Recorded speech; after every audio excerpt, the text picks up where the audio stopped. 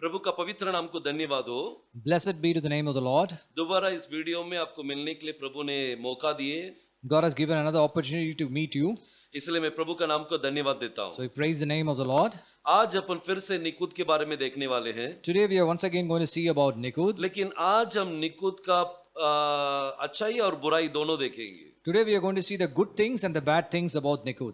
वो कितना डेंजर है वो भी अपन देखने वाले We हैं, need to see how dangerous it is. और बहुत यूजफुल था वो अपन देख चुके हैं। We have already seen how useful it is. सो इसके अंदर जाने से पहले Before going into it, हम प्रार्थना करेंगे, let us pray. पवित्र आत्मा का सहायता मांगेंगे, We'll ask for the help of Holy Spirit और उसके बाद अपन इसके अंदर अपन जाएंगे, and then we will get into it. प्रार्थना में जाएंगे। Let us pray. स्तुति है परमेश्वर, Praise be to the name of the Lord. आकाश और पृथ्वी का निर्माण करता हमारा Elohim, God who created the heavens and earth, Elohim. L Shaddai परमेश्वर, हम आपको धन्यवाद देते हैं। El Shaddai God, we thank you. यहोशुआ मेसी के नाम से हम लोग प्रार्थना करते हैं। We pray in the name of Yahushua Messiah. आज जो कुछ हम लोग सीखने वाले हैं Today, whatever we are going to learn, उसे समझने के लिए आप हमें आशीष कर दीजिए। bless us, give us the grace to understand it. आपका सहायता हमें चाहिए प्रभु, We need your help, O Lord. आपका पवित्र आत्मा से हमें ब्लेस कर दीजिए। Bless us with your Holy Spirit. यहोशुआ मेसी के नाम से हम लोग प्रार्थना करते हैं, सुनकर उत्तर दे देना। We pray in the name of Yahushua Messiah.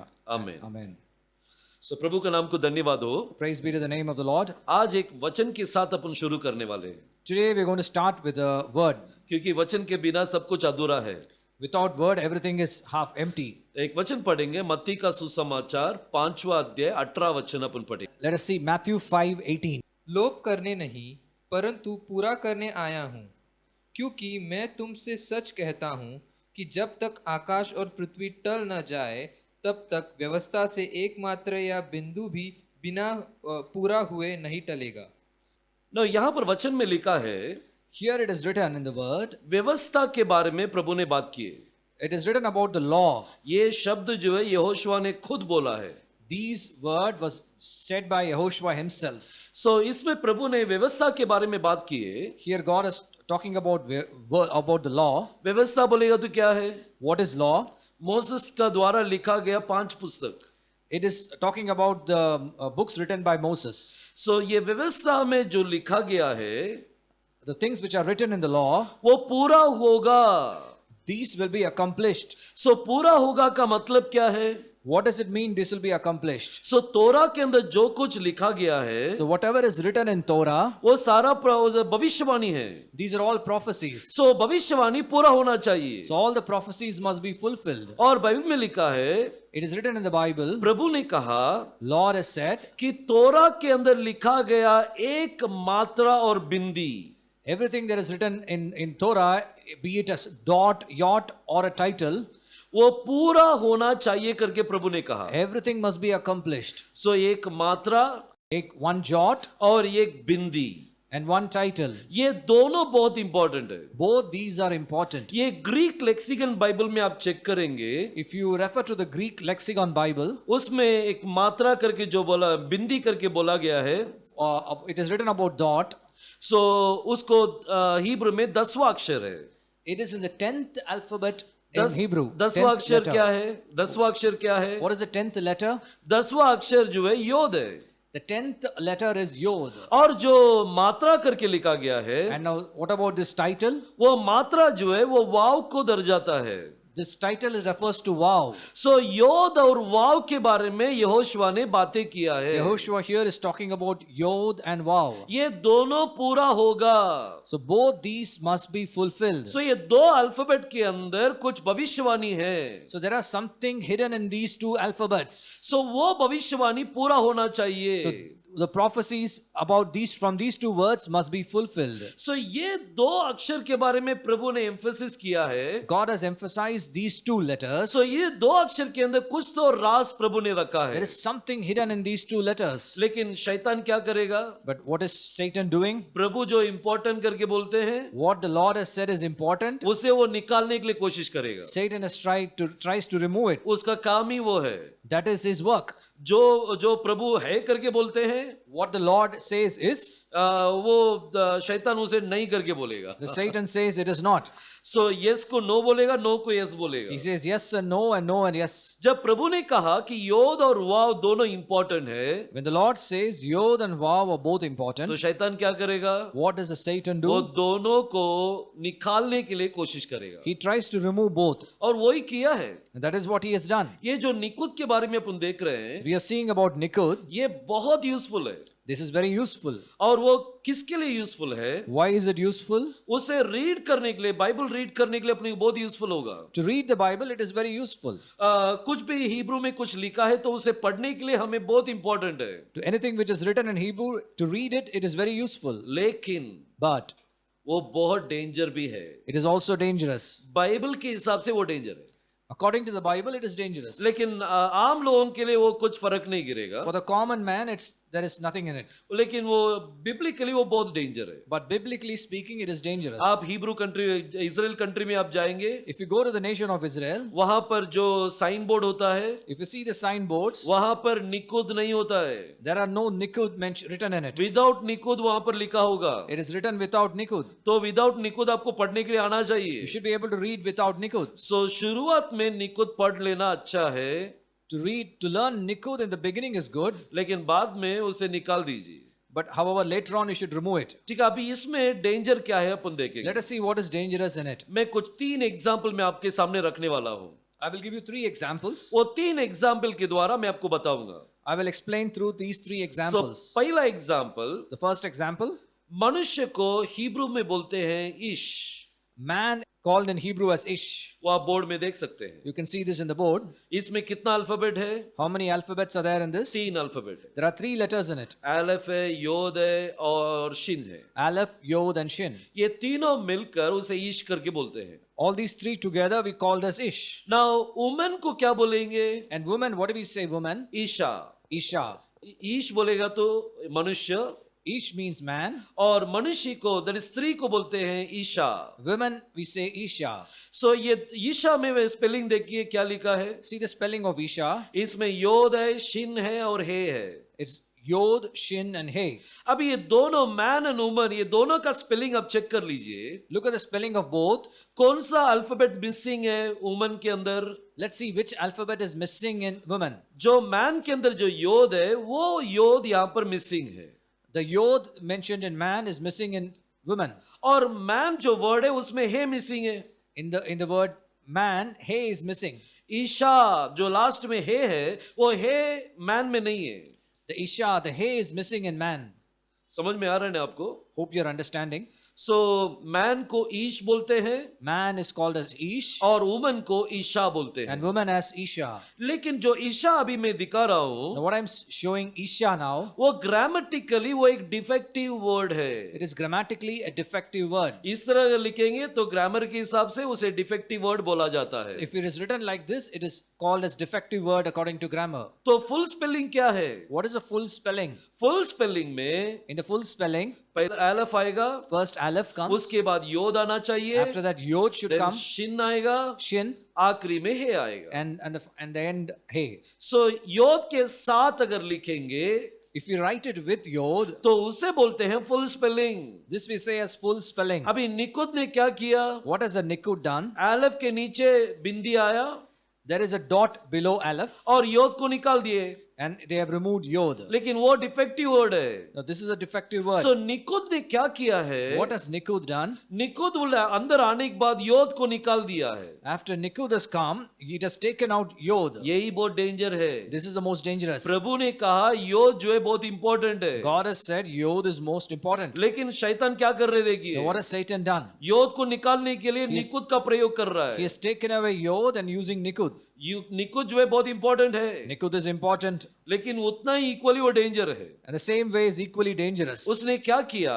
What has it done? योद को निकाल दिया. देखिए He has taken away Yod. जो अल्फाबेट प्रभु ने कहा बहुत इंपॉर्टेंट है, The alphabet which God says is very important, उसे उसने निकाल दिया. He has taken it out. अभी दूसरा एग्जाम्पल मैं बताना चाहता हूँ. Let us take another example. अभी पता है आपको shalom, Let us say Shalom, समाधान.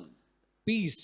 सो शालोम का स्पेलिंग आप देख रहे हैं यहाँ पर. Look at the spelling of Shalom. Shin है, Shin, लैमेड वाव मेम है, Lamed, Vav, and Mem. ये 4 अक्षर मिलकर उसे शालोम बोलते हैं। These 4 letters together we call as Shalom. लेकिन और एक तरीका भी है लिखने के लिए। There is another way to write it. देखो नीचे में लिखा हूं, See, it is written down. Shin के नीचे टी है There is a T below Shin, और उसके बाद लैमेड के ऊपर बिंदी है, the dot above Lamed, उसके बाद मेम है। and then Mem.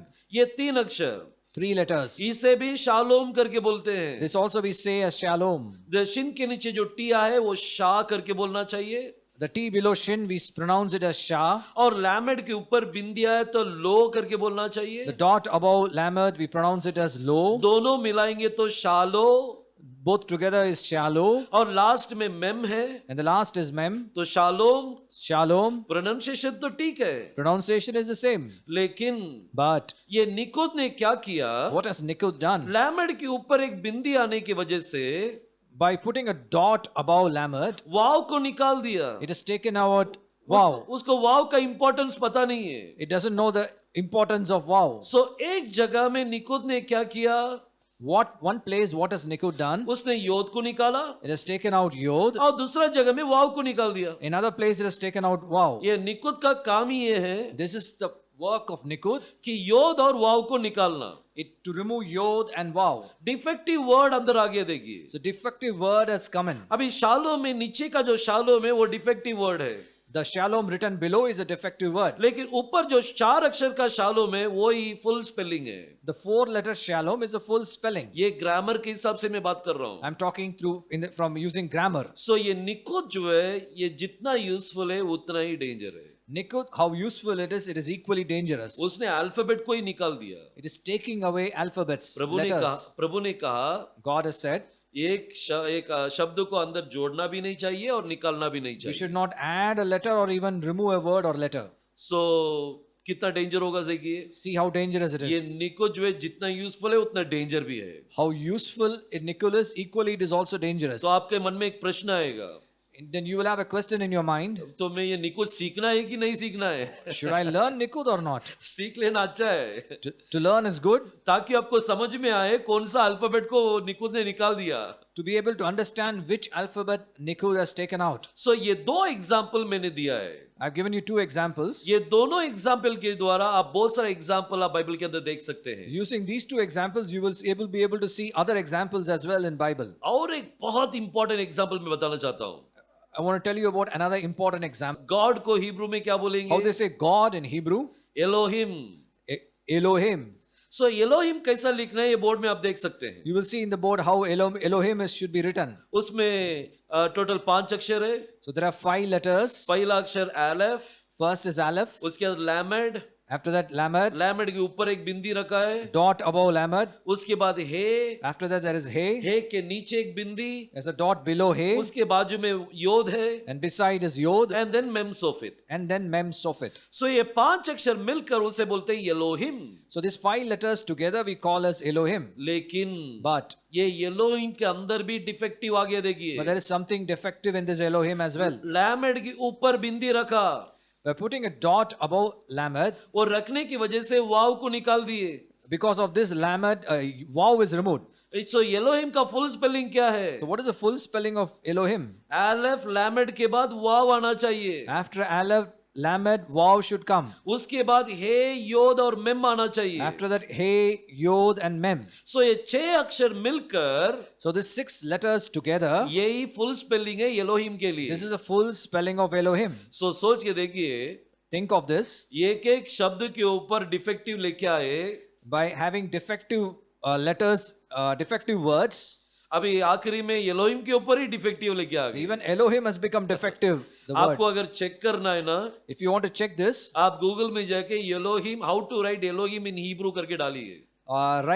search for how to write Elohim in Hebrew. आपको विदाउट निकुद आएगा, फुल स्पेलिंग आएगा। You will get the full spelling. ये इसे बोलते हैं एलोहिम।